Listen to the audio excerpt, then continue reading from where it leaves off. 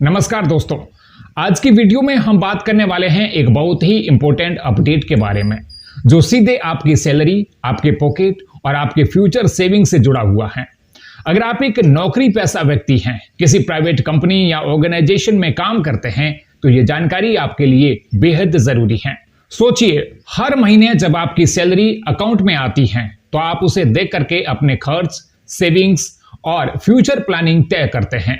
लेकिन क्या हो अगर 1 अप्रैल से वही सैलरी स्ट्रक्चर बदल जाए और आपके हाथ में आने वाली रकम भी बदल जाए?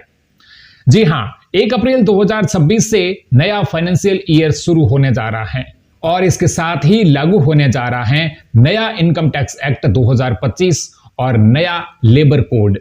इन दोनों का कंबाइंड इफेक्ट आपकी सैलरी स्ट्रक्चर पर सीधा असर डाल सकता है। अब आप सोच रहे होंगे कि आखिर ऐसा क्या बदलने वाला है, तो चलिए इसे आसान भाषा में समझते हैं। सबसे बड़ा बदलाव जो देखने को मिलेगा वो है आपकी बेसिक सैलरी को लेकर।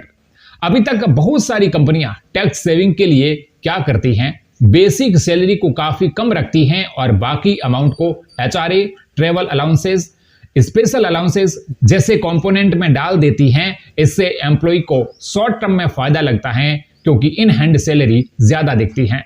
लेकिन नए लेबर कोड के तहत अब ये पॉसिबल नहीं रहेगा। अब रूल ये कहता है कि आपकी बेसिक सैलरी आपकी टोटल सीटीसी का कम से कम 50% होनी चाहिए, यानी कंपनियां अलाउंसेस को 50% से ज्यादा नहीं रख पाएगी।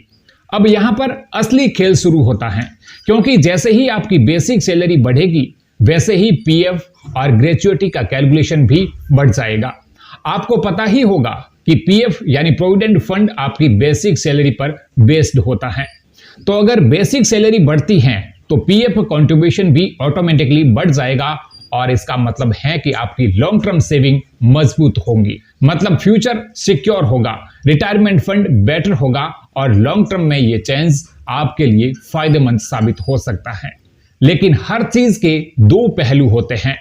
जहां एक तरफ आपकी फ्यूचर सेविंग्स बढ़ेगी, वहीं दूसरी तरफ आपकी इन हैंड सैलरी यानी जो पैसा हर महीने आपके हाथ में आता है वो थोड़ा कम हो सकता है। क्योंकि पीएफ ज्यादा कटेगा तो जाहिर है कि कैश इन हैंड थोड़ा कम होगा। अब ये कितना कम होगा, ये पूरी तरह इस बात पर डिपेंड करता है कि आपकी कंपनी का करंट सैलरी स्ट्रक्चर कैसा है। अगर आपकी करंट बेसिक सैलरी पहले से ही 50% या उससे ज्यादा है तो आपको ज्यादा फर्क देखने को नहीं मिलेगा, आपकी सैलरी लगभग वैसी ही रहेगी।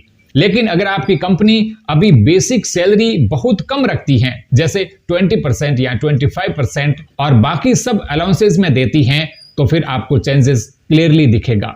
उस केस में कंपनी को आपकी बेसिक सैलरी बढ़ानी पड़ेगी। अब बात करते हैं एक और इंपॉर्टेंट पॉइंट की, टैक्स इंपैक्ट।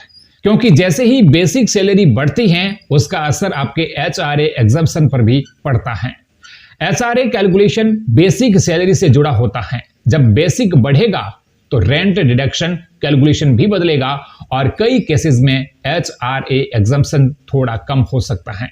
इसका मतलब यह हो सकता है कि कुछ लोगों का टैक्स थोड़ा बढ़ जाए, स्पेशली जो लोग ओल्ड टैक्स रिजीम यूज करते हैं।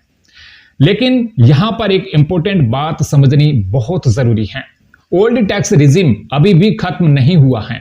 अगर आपकी इनकम 10 से 30 लाख के बीच है और आप मेट्रो सिटी में रहते हैं जहां रेंट देते हैं या होम लोन चल रहा है, तो आप अभी भी एटीसी, एनपीएस जैसी स्कीम्स का फायदा उठाकर टैक्स बचा सकते हैं।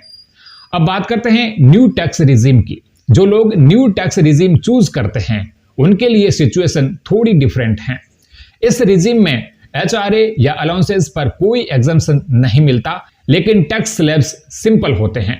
और सबसे बड़ी बात, अगर आपकी एनुअल इनकम 12,75,000 रुपए तक है, जिसमें 75,000 का स्टैंडर्ड डिडक्शन शामिल है, तो आपको 0 टैक्स देना पड़ सकता है।